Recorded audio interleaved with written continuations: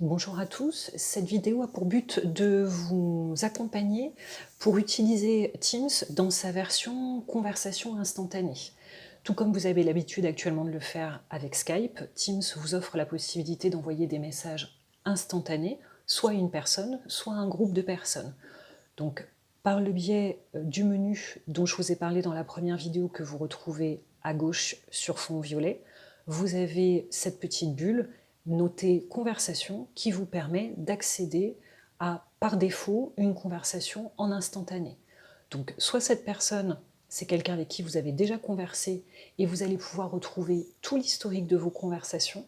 Donc, l'avantage par rapport à Skype, c'est que si vous fermez votre écran au moment d'un message et que vous oubliez de le lire, ou que vous avez lu le message mais que vous souhaitiez revenir dessus mais que vous aviez fermé votre écran entre-temps, ici vous allez retrouver tout votre fil de conversation. Donc vous avez la possibilité de converser avec une seule personne. J'ai pris l'exemple ici où j'ai fait un test avec Carole.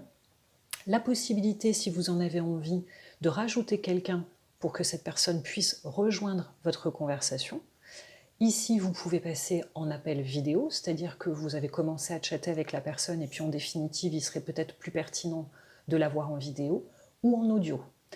Point de vigilance, si vous cliquez sur audio ou vidéo, attention au nombre de personnes qui est mentionné ici, puisque si vous tapez là-dessus, vous pouvez appeler une vingtaine de personnes. Je vous donne l'exemple avec mon équipe. J'ai un groupe de conversation avec l'équipe Hélène. Si je clique sur vidéo ou audio, j'appelle 20 personnes. Prenons l'exemple de quelqu'un avec qui je n'ai jamais conversé. Je vais donc aller sur ce petit carnet avec le crayon là que je vous montre avec la souris et taper tout simplement son prénom. Donc par exemple, Aurélie est actuellement en congé maternité, donc je ne l'ai pas dérangée sur Teams. Donc voilà comment vous pouvez démarrer une conversation. En sachant qu'ici, vous retrouvez donc la possibilité de saisir votre texte, tout simplement en cliquant ici. Si vous avez un long texte à taper, par exemple, parce que vous êtes sur une demande de soutien technique, si vous voulez aller à la ligne et que vous cliquez ici sur Entrée, ça va vous valider le message. Vous avez la possibilité de revenir sur votre message pour le modifier. Donc, vous allez ici sans cliquer et va apparaître cette barre. Vous cliquez sur les 3 petits boutons et vous pouvez modifier ou supprimer.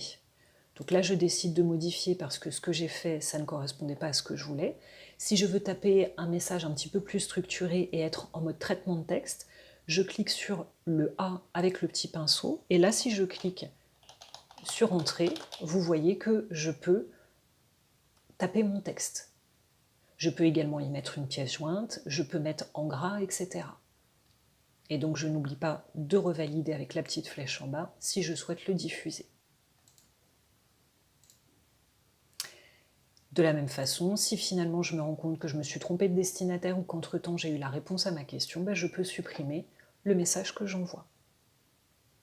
Donc voilà le mode conversation que vous pouvez avoir avec Teams, avec la possibilité donc de retrouver tout le fil d'historique de conversation. Je vous donne rendez-vous sur une autre vidéo pour savoir comment gérer une réunion, rejoindre une réunion.